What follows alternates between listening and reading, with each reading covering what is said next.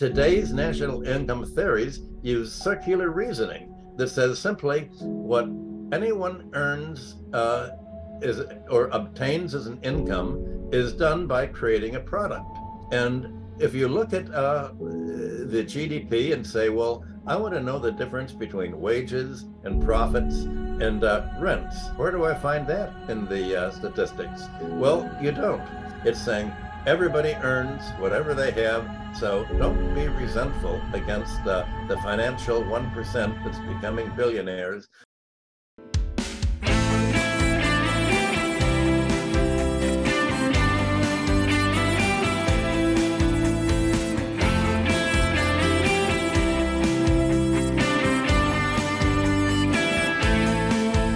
What most people don't know is that the GDP statistics are redefined every few years, and they're usually redefined by industry lobbyists. Every sector wants to make its activities look like they're contributing to the product. There's only one sector that is, for some reason, left out, and it's probably the sector in which most wealth is made, and that's the criminal sector. There's a huge crime report, and the FBI, the police here, report how much crime is worth every year, but they don't report that in GDP. So it's really not possible to look at the GDP statistics and see how is an economy getting rich.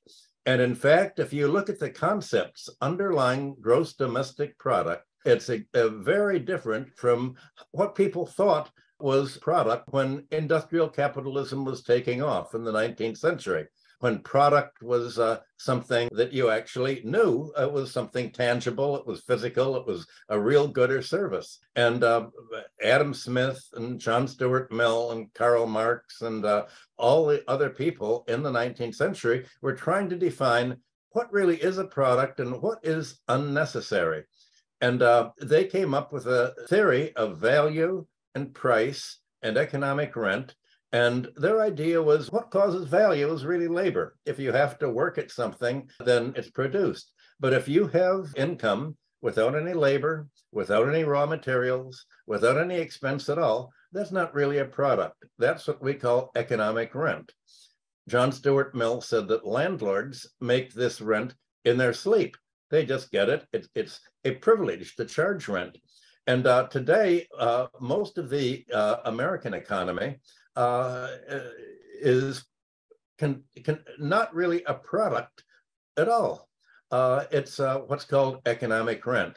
It's real estate, it's finance, it's insurance, it's monopoly prices. Prices in America have just gone up very rapidly this year as their companies have been buying out their rivals and simply raising their prices. Oil companies raise their prices without any increased costs. So all of that's rent, and somewhere between a third, maybe a half of GDP in a finance capitalist country like the United States is not really a product at all.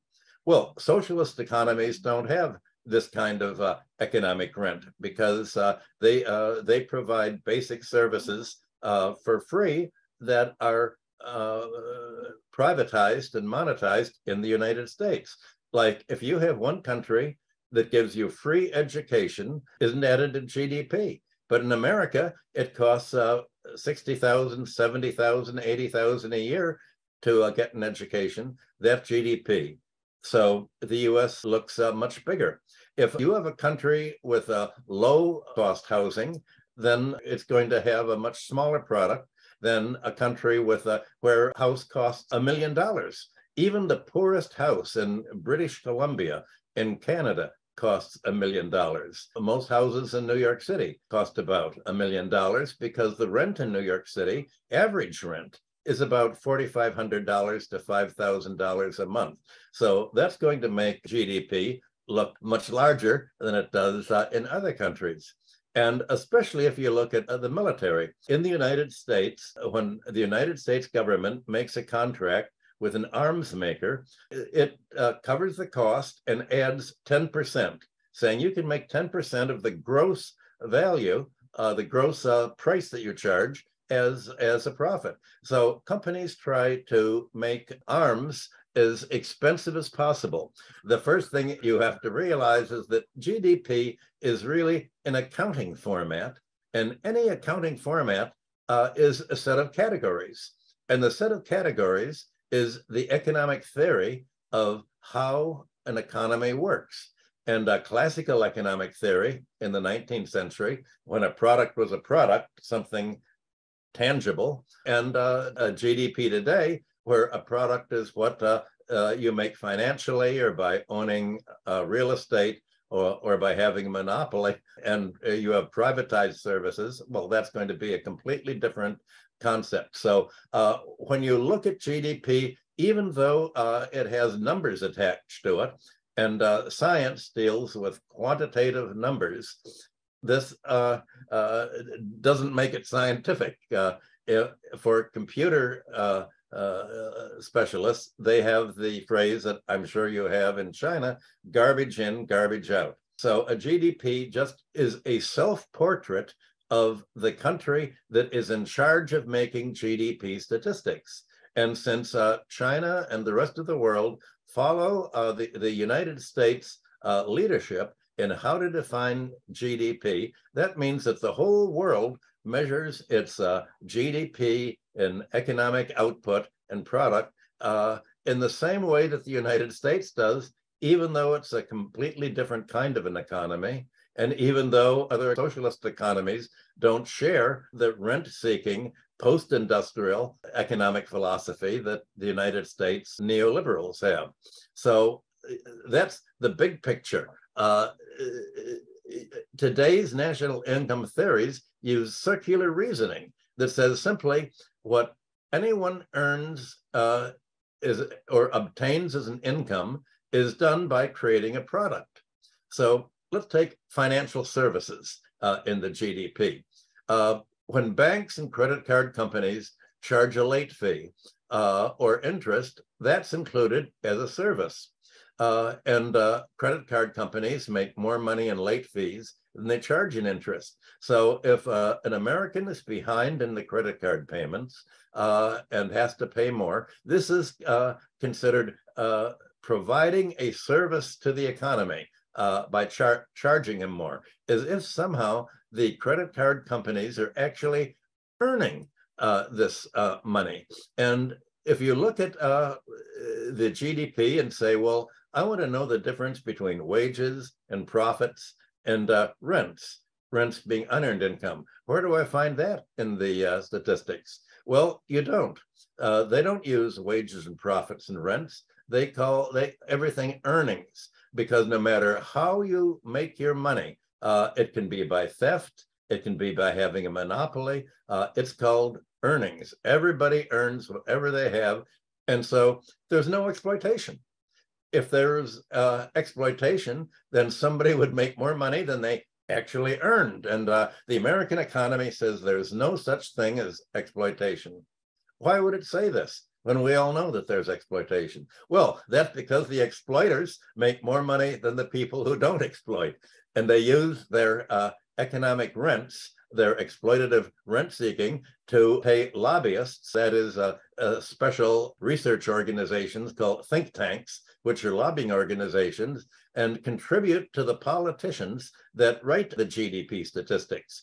Now, I've worked with GDP statistics for 50 years, and I've worked with lobbyists, I worked with congressmen, and they all have the problem that when you have the crooks writing the GDP, designing the GDP statistics, when you have the banks and the real estate interests and the insurance companies all paying money to influence GDP, then you're going to have a GDP from the perspective of bankers and landlords and insurance monopolies. That's not the GDP that a socialist country would have.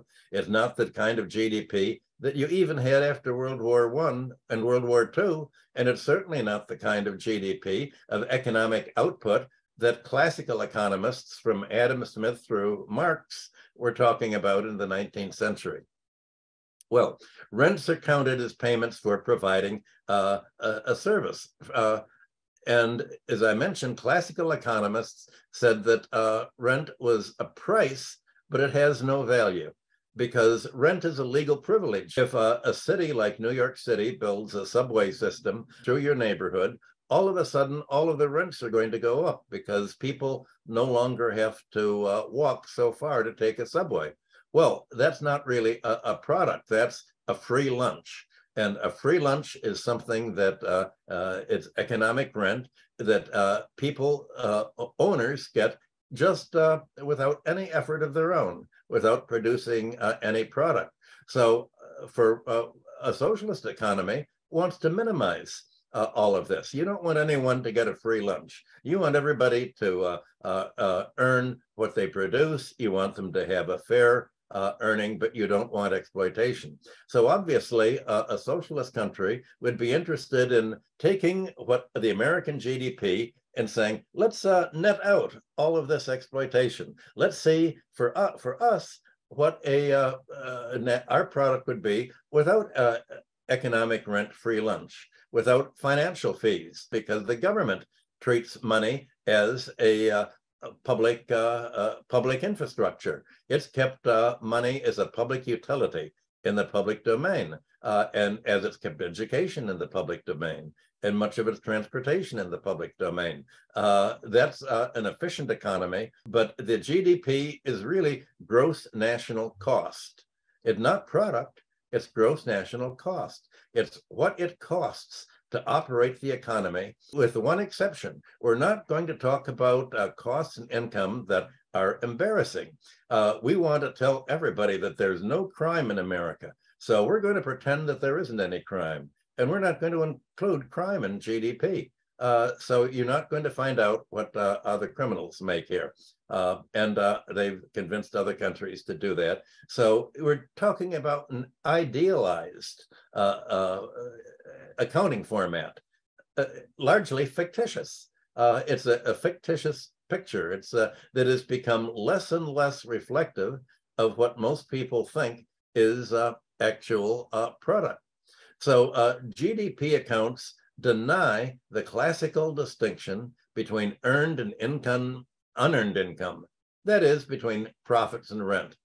Everything, as I said, is called earnings, and they're all lumped together as if banks are making a product, landlords are making a product, and monopolists are making a product. There's no recognition of income or fortunes being earned without creating a product. No exploitation, no unearned income.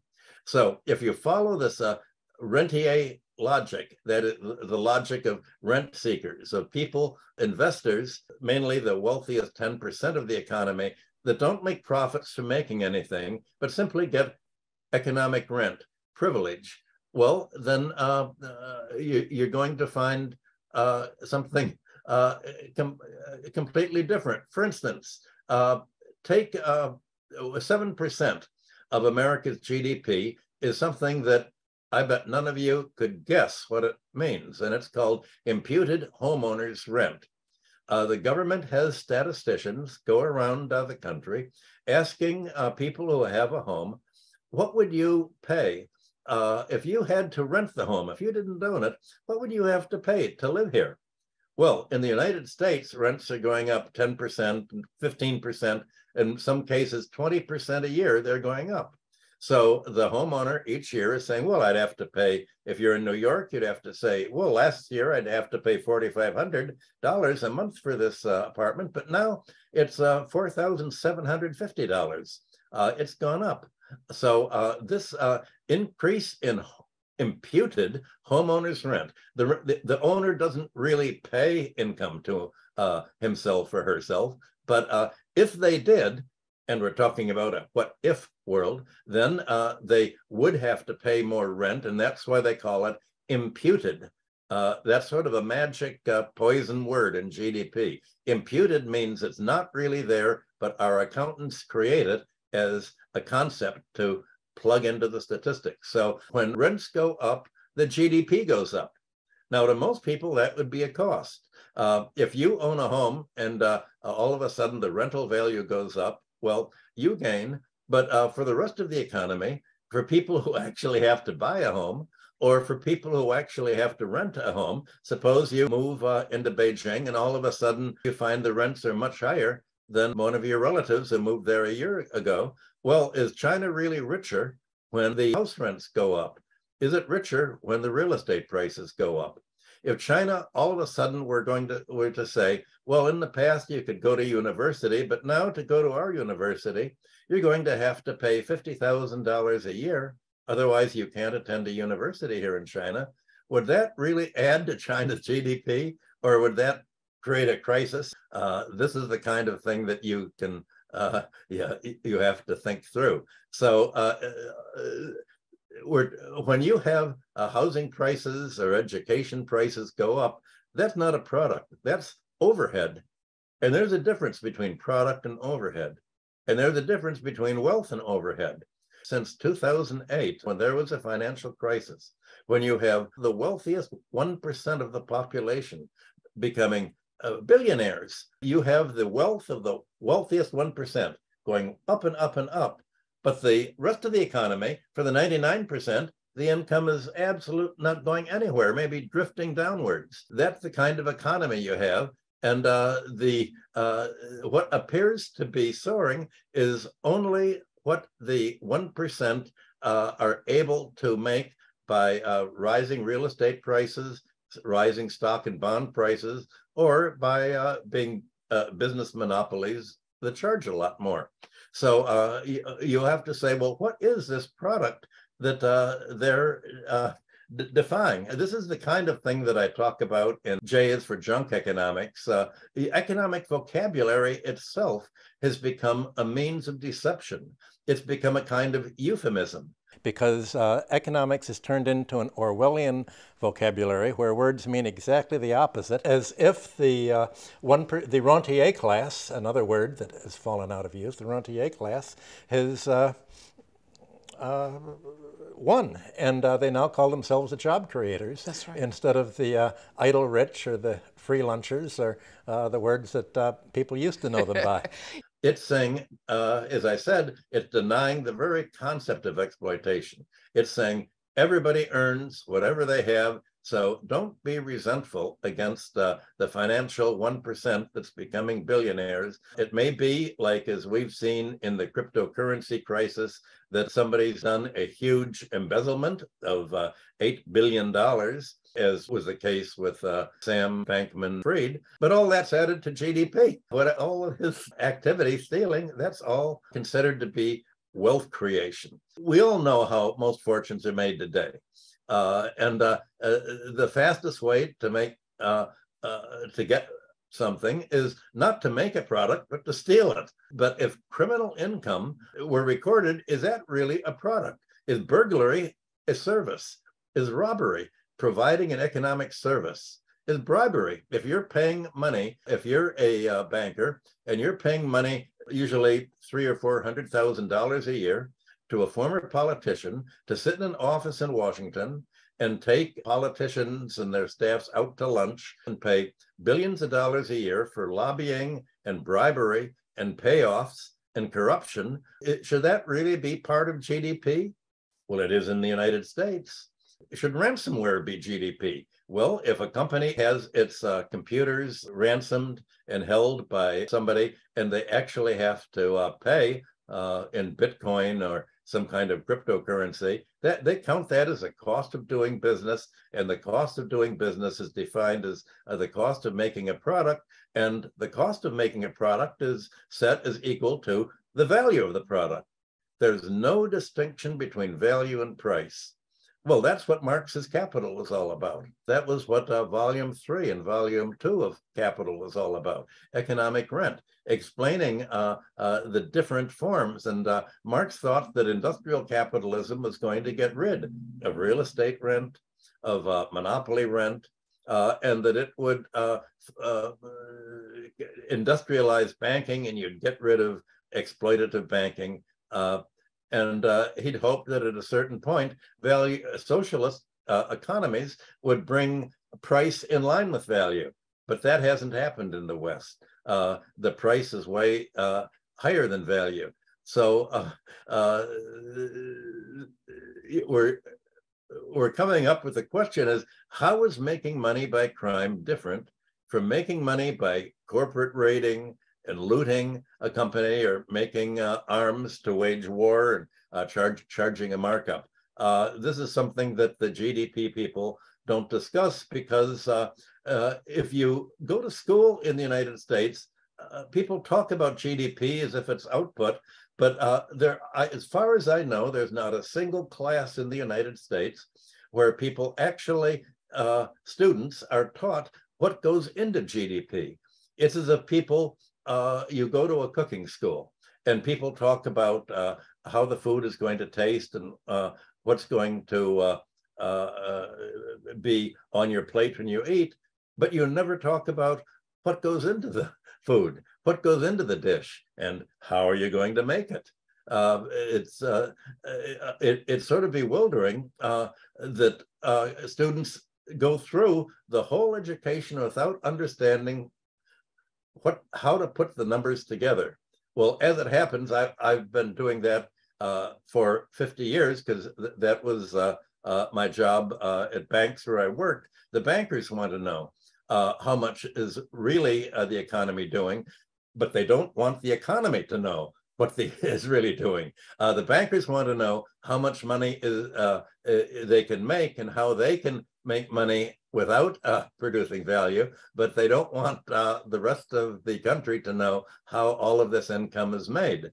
That's a funny thing. So the question is, why would other countries send their students to the United States to take an economics courses and get an economics master's degree or doctor's degree if you don't learn the most basic thing, what goes into the GDP? That's very strange.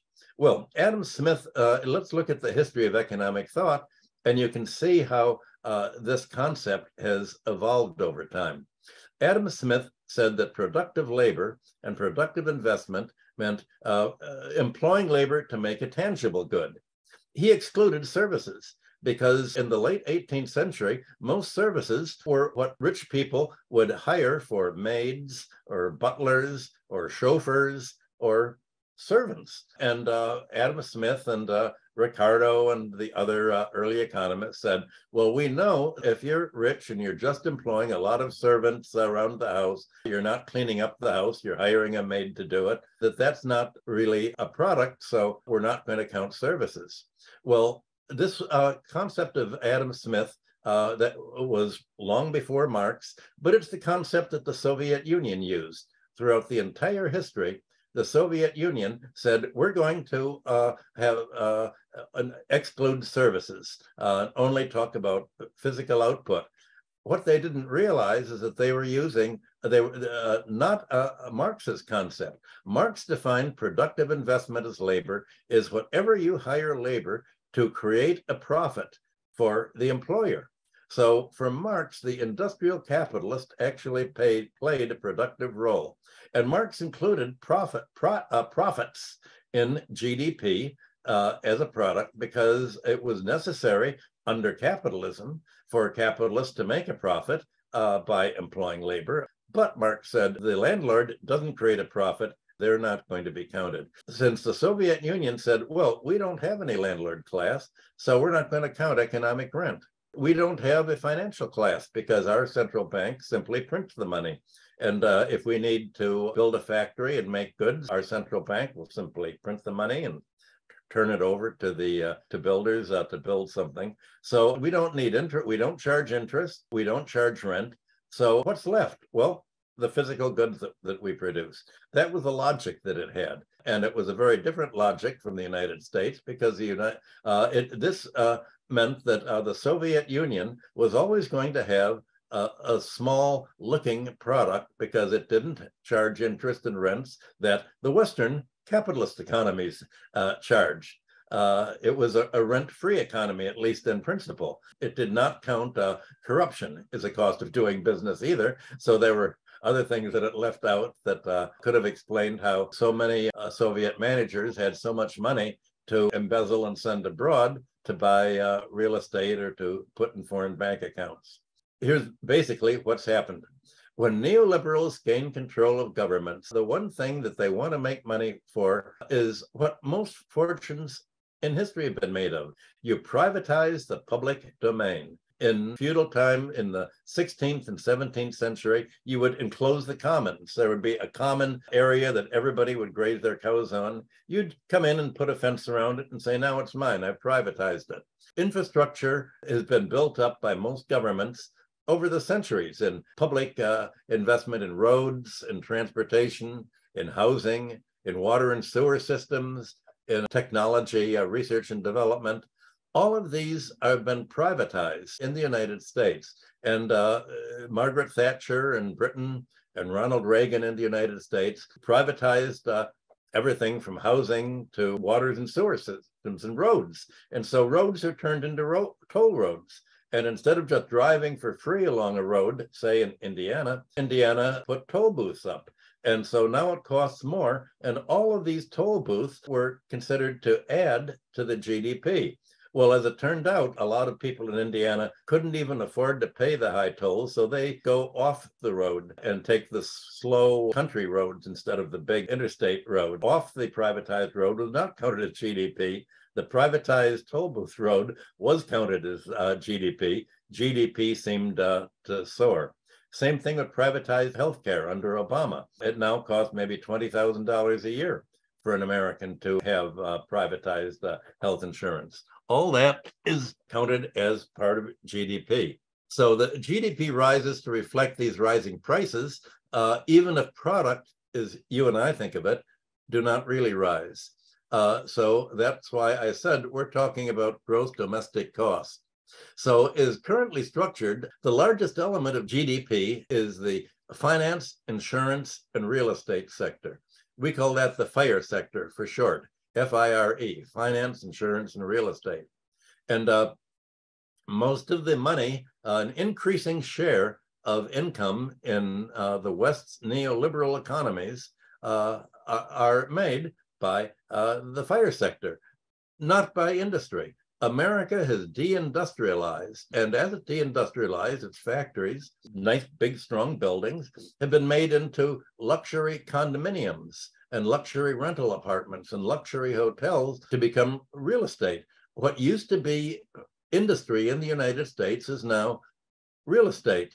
And what used to be profits made by General Electric and other industrial companies that were put back into more capital investment in factories and machinery and employment, it's now made financially. The economy's become financialized, and the financial sector has financialized real estate and insurance. So the FIRE sector is primarily a financial sector. That's why that comes first. And as I mentioned, lobbyists have special interest groups have gained control of GDP to provide what appears to be empirical quantitative statistics. Well, they're empirical because they're actually collected and they're written down as an actual number. But does that make it realistic? And does that make it scientific? We all know that numbers are the badge of science. My accounting format uses concepts that reflect the economic theory that I'm using, just as the government uses its accounting format. As I said, every few years, the United Nations changes what it counts as accounting formats, and it includes more and more economic rent as product, because the United Nations is basically more and more anti-socialist and claims that socialism doesn't work. Only the American economy works. An economy like China will only work if you deindustrialize, if you close down all of your factories, if you make them into luxury housing and make everybody just live off the stocks and bonds and the rents, then you'll be as rich as the United States. That's the implication of all of this. And that's what the economic theory tells you if you go to the United States to study. And obviously, it's a pretty silly economic theory when you look right down to how it's made and what it means in product. For me, the important thing in any economic account for a country is to distinguish between unearned income, economic rent, and earned income, what labor and workers make, their wages. That obviously is a cost of doing business, but not suddenly becoming billionaires. If that's much more than making a profit. There's monopoly rent is somewhere there. And a lot of that monopoly rent that's made these billionaires is not really a product. Well, let's call it exploitation. And most wealth, as I said, in the wealth is gained financially, simply by raising prices for real estate, stocks, and bonds. And this wealth isn't earned, it's asset price inflation. And this enriches the financial sector, but at the cost of the population at large. So again, it's overhead, and what really is overhead is counted as product. Now, Marx made fun of this already in the 1870s, 150 years ago. Marx said, what happens if there's people get sick, and all of a sudden there's a plague or people get sick? He wasn't talking about COVID, but he could, he said. He said the irony is that when people get sick, they have to pay much more money to doctors, and so the product seems to go up. Same thing about, what if there's a crime wave and people are burgled and they break your windows to get in? Well, now you have to make new windows and new doors, and you have to replace what was stolen. That's all added to product. That's more and more the case in the United States. Again, is this really a product? Well, again, Marx, in his theories of surplus value, it really gives you a history of the concepts of value and price and rent. Marx's theories of surplus value is the first history of economic thought there was, and it's all about exactly this issue. What is surplus value? What is value? What is price? And what is product? So if you've studied Marxism there, then you've understood of this. And it's important to have statistics for the fire sector. It would be important to have statistics to calculate how much of what passes for industrial output in the United States, like computer technology or information technology, how much of that is monopoly rent? When oil companies raise their prices, even when their cost of production doesn't go up, how much of that is economic rent over and above simply the natural resource rent? Because the oil was in the ground. All the government had to do was come in and shoot the population up, kill everybody who wanted to get in your way, drive the Indians off, and grab the land. All you need is force and violence to create most natural resource wealth in the world. The force and violence is considered to be a government service, and that may or may not be included in the national income accounts. So you need to separate in the national income accounts the government income and expense statement, the private sector's income and expense statement, and within the private sector, the fire sector, monopolists, and then just regular industry as we know it. You want the GDP to be a realistic profile of the economy, but you want to know not only how much is the economy actually growing, but you do want to know how many people are getting rich by not doing it, producing anything at all. How much of the wealth that the economy's producing is not connected to the real economy of producing goods and services that people need, but are simply the result of exploitation or asset price inflation or the dynamics of finance capitalism or even sort of neo-feudalism, not really industrial capitalism or industrial socialism. So you do want to take into account even crime. That's why the FBI publishes its reports on how much criminal income is made for their estimates. We all know that drug dealers have got very, very rich for cocaine, as well as the pharmaceutical monopolies. We know that people who run gangs, the mafia, is very rich. We know that gambling casinos make a lot of money, but is gambling really a service? Obviously, you get a muddier and muddier category here. You have to draw lines. And so the reality is, if you're making a profile of the economy, you want more than one profile. You want a number of profiles. You do want to find out how much the economy is actually producing, but you also want to find out how are people getting rich without producing anything at all. How much is the economic parasitism of the economy, as well as how much is the productive economy growing. That's what you would actually need to find out a statistic that would trace how well you're doing or how badly you're doing. That requires separating the economy. And you want to not only have one picture for the whole economy, you want to divide the economy is made into layers. It would be nice to separate, as they do in the United States, how much income is by the top 10%, the next 10%, the bottom 50%. Well, in America, the top 1% makes as much income as the bottom 50%. GDP formats are designed to make privatized neoliberal rent-seeking economies look good and to make socialist subsidized economies look poor. The government itself believes its own fairy story. It believes its own lie. It believes its own myth. And it's if you're a salesman and you're trying to fool people, but you actually begin believing what you're saying to fool people, then you've lost the game.